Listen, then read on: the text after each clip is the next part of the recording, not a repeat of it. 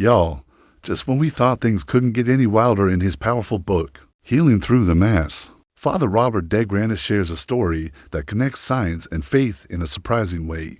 It doesn't begin in a church or during a prayer, but in a laboratory, a place filled with technology, instruments, and scientists searching for answers, and the organization behind the story, NASA.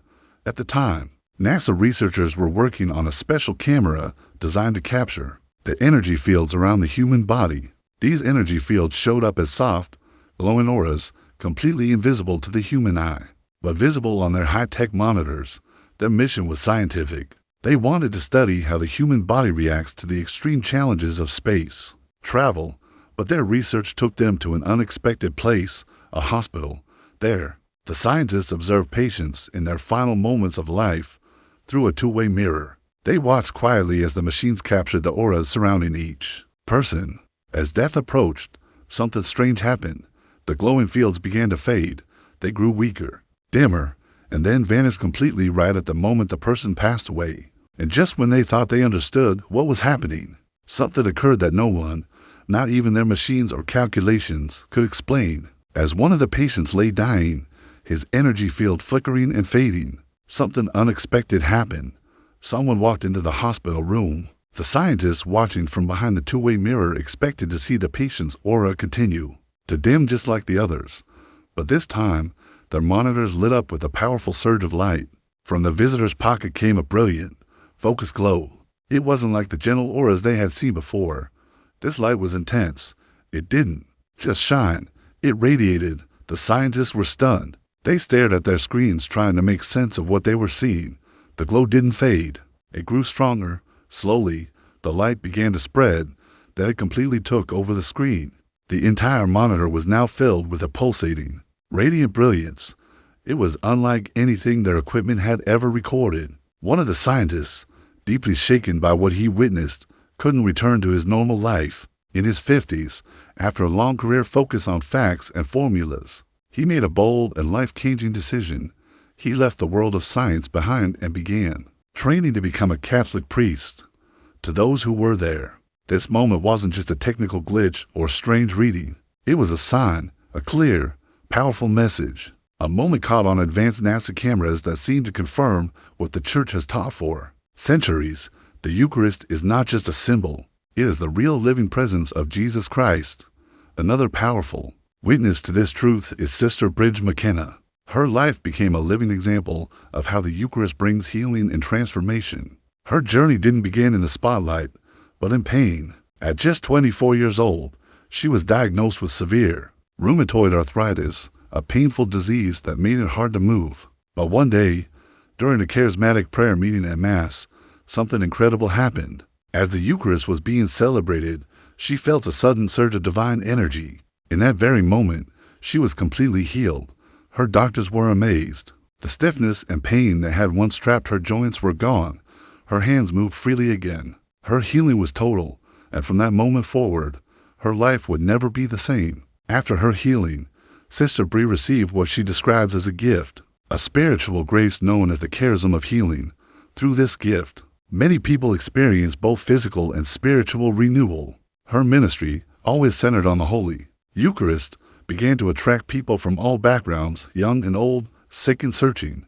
But with this growing attention came a troubling realization. Sister Bree noticed that some people who had been touched by her prayers began seeking out objects connected to her, things like pieces of her old clothes or strands of hair. As if the healing power came from her personally, this deeply concerned her. She knew without a doubt that the healing never came from her. It was Christ present in the Eucharist, who was the true healer, not her hands, but his presence. She feared that people might start focusing on her instead of on Jesus. So she did what many saints and faithful souls have done throughout history. She went on a pilgrimage. Her destination was Lourdes, the sacred shrine in France where the Blessed Virgin Mary appeared to St. Bernadette, where countless healings have taken place. There, kneeling before the Blessed Sacrament, she poured out her heart in prayer. She didn't ask for fame or recognition. She asked for clarity, for help from the Holy Mother. She wanted to know how to serve the Church better, how to ensure that her ministry always pointed people to Christ, not to herself. After spending time in Eucharistic adoration, she made her way to the grotto. the exact place where Our Lady appeared.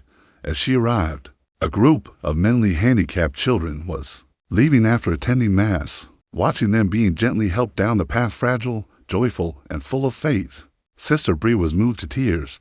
In their purity and humility, she felt she had received an answer, not through visions or voices, but through that quiet moment of grace, a moment that brought peace to her heart and clarity to her mission. Not long after returning to the United States, she received a phone call that would change everything.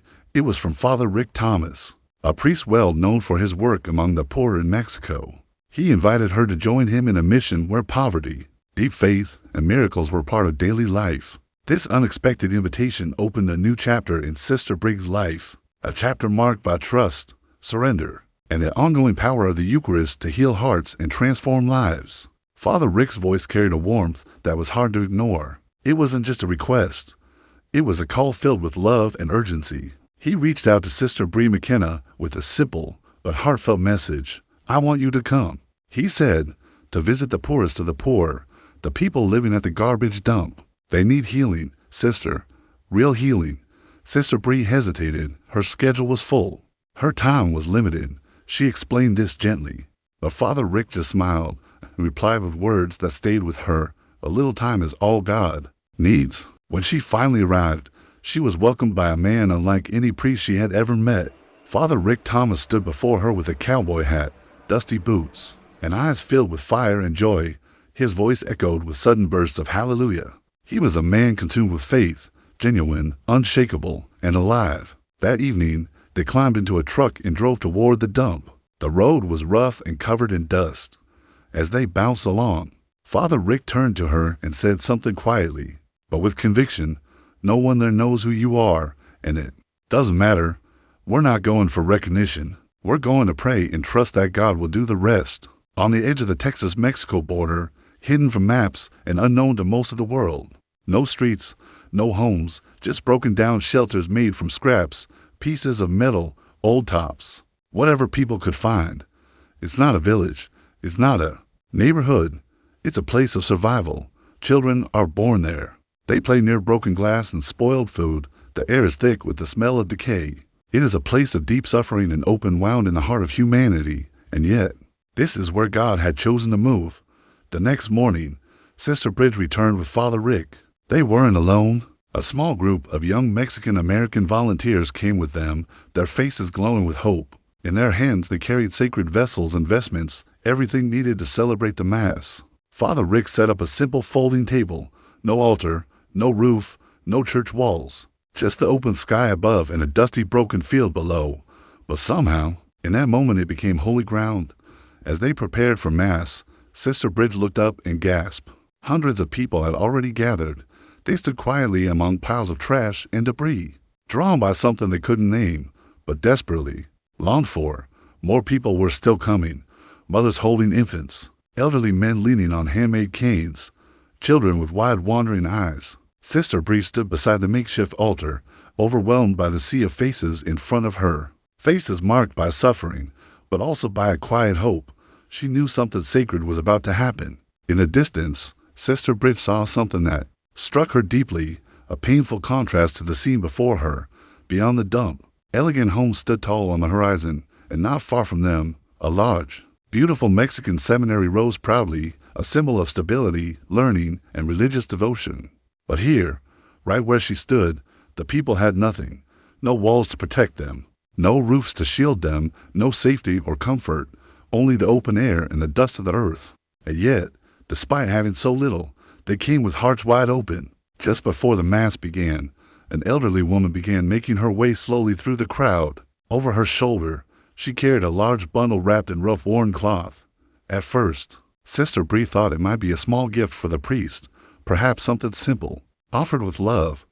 But when the woman gently unfolded the cloth, the world seemed to stop. Inside was a tiny child crying softly. His small body was badly burned. His skin was blistered, covered in soot, ash, and dirt. The woman's hands trembled as she explained what had happened. On her way to the Mass, she had found the boy smoldering on a mountainside. She didn't know who he was. He had no family name, not